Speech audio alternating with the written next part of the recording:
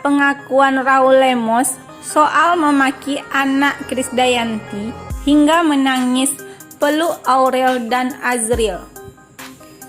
Dikutip dari kompas.com, pengusaha asal Timur Leste Raul Lemos akhirnya angkat bicara mengenai kisruh antara Krisdayanti dengan Azriel dan Aurel Hermansyah.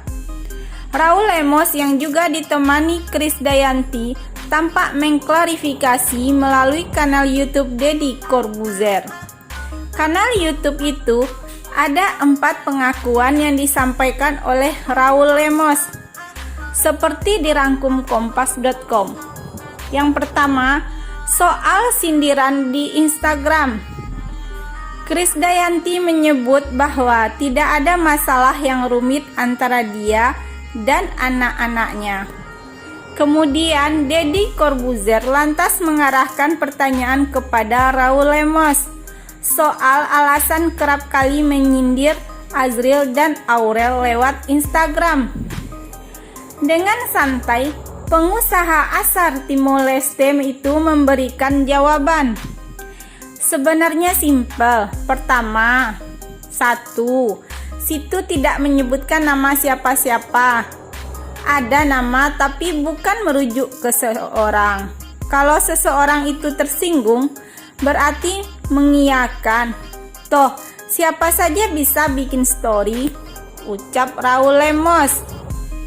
Sindiran itu dibuat Raul karena tak nyaman dengan sikap Aurel dan Azriel kepada istrinya. Apalagi Raul tahu bahwa komunikasi mereka baik-baik saja. Kalau saya bikin story, agak sedikit kurang nyaman juga. Gini ya, kenapa sih? Ini kan ibu kamu.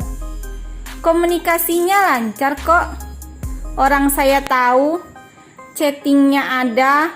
Kadang miminya sampai 3 hari baru dibalas. Miminya nggak apa-apa juga, tutur Raul Lemos. Yang kedua, klarifikasi soal memaki di telepon.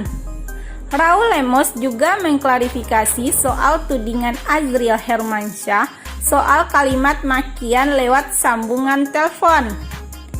Raul berujar bahwa kalimat itu bukanlah makian, melainkan hanya teguran yang disampaikannya kepada Aurel. Pasalnya, dia tak terima KD mendapat perlakuan yang kurang enak. Raul juga menyangka omongan tersebut direkam. Terus aku bilang gini, kita ini seperti, artinya ngobrol saling rekam. Tandanya apa berarti? Tidak saling percaya kan? Kalau kita menanamkan kepercayaan, you ngomong saja. Masa aku rekam ibuku ngomong, anakku ngomong, kalau kita ngerekam sudah punya pikiran negatif. Tapi itu it's okay, ucap Raul Lemos. Memang pada saat lagi heboh, terus Aurel telepon miminya dulu dengan intonasi tinggi. Marah-marah juga kan? Ibunya kaget, terus saya merespon spontan. Karena istri saya mukanya nggak enak. Saya ngerespon, kalau kamu nggak mau begitu, kamunya juga jangan begitu dong.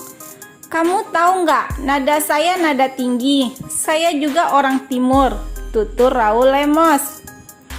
Yang ketiga, tertawa dengan tudingan makian.